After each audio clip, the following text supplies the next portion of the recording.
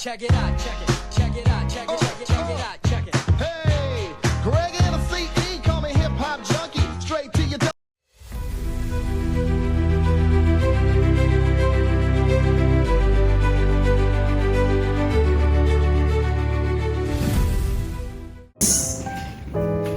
Hey, good morning. Thanks for being here. Let's get straight to it. Today we're reviewing Sunset Retail Group's internal control procedures for procurement and inventory management. The goal is to identify weaknesses, understand the implications, and agree on our recommendation for audit plan. I had a chance to read the full case study. Honestly, it's structured pretty well, but a few red flags stood out right away. Same here, it's organized, but I think they rely too heavily on a few individuals without enough oversight. Exactly. It looks solid on paper, but we need to dig into how it works in practice. Alright, I've got the document open. Shall we start with the inventory planning section? Okay, let's do it. So, the annual inventory planning meeting happens every October. Management meets to assess inventory needs for the next year. Sounds good so far. But here's the catch. They only use internal forecasts from department heads, no mention of external market research or demand trends. That's risky. Department heads might overestimate demand to ensure they don't run out or even to justify larger budgets. Right. And overstocking in luxury goods is a serious issue. This product loses value quickly and take up expensive storage. And on the other side, underestimating means potential revenue loss due to stockouts. Right. I suggest we recommend supplementing internal forecast with third-party retail analytics or trend platforms. Maybe even a quarterly mini review. Yes, especially since consumer trends in luxury retail shift fast. Now, the supplier evaluation process. One person, that is purchasing manager, should handle everything such as sourcing, pricing negotiations, and ensuring quality. That's where to centralize.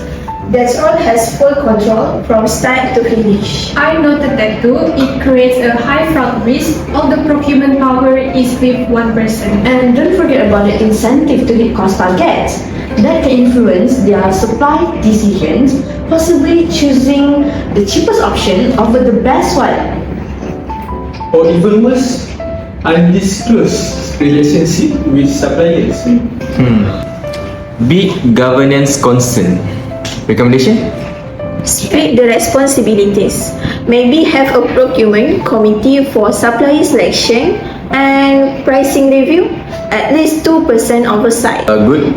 Let's list as a lack of segregation of duties, so we can implement cross-functional procurement oversight. So, in December, the executive team finalized the procurement budget. But who checks the data before it's finalized? Exactly. There's no mention of internal audit involvement or cost benchmarking before approval. That opens the door to inflated budgets or misaligned planning. Imagine approving a supplier budget without checking if the costs are fair. I would like to see formal cost comparison built in the process. Maybe require supplier costs to be independently verified before they're used in the budget. Agreed. We can recommend internal audit review or finance lab pre-approval stage. Also, require price benchmarking. And highlight that it strengthens their financial governance, not just compliance. Monthly procurement execution is another point. The purchasing manager can independently carry out purchases if they are within budget. No additional approval needed.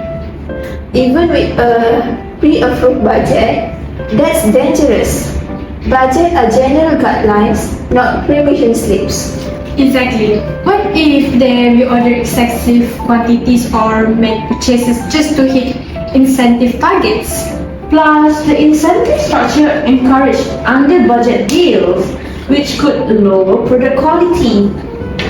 we recommend adding tiered approvals. Say, about 25,000 ringgit needs to co-signed by the COO or CFO. And implement monthly procurement reviews to flag unusual patterns. Alright, that's another weakness. Lack of oversight during executions. So we recommend add purchase threshold and exception monitoring.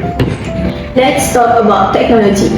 This system auto-generates POS and integrates with financial software, which is great, but there's no mention of access control. If anyone in procurement has admin access, they could change record without being detected.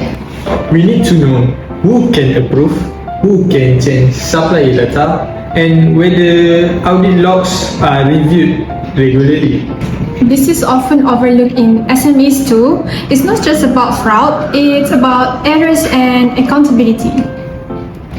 Good catch. Let's flag this as weak IT general controls in procurement. So we recommend that enforce user role access, it enables audit trails and reviews logs monthly. Now that incentive model, the purchasing manager gets bonuses for cost savings, but there's no guardrail. That's a direct conflict of interest. It encourages choosing cheaper suppliers regardless of product quality. And even manipulating budget. If I set a high cost estimate, only discount will make me look like a hero. We could suggest including supplier quality, ratings, and delivering performance in the incentive formula. And also, require finance to validate all claim savings using historical and market data. Okay team, we've got strong finding here. Sunset structure is clean on paper, but control weaknesses exist in forecasting, segregation of duties, system access, and performance incentive. These are not unusual, but without changes, they pose serious risks, both financial and reputational. I will start drafting our finding matrix and control gap assessment. I will prepare walkthrough questions, especially for procurement approvals and supplier review. And I will request system access documentation from the IT lead. Perfect! Great work everyone! Let's meet again after we completed the walkthrough interviews. Sounds good. Sounds good.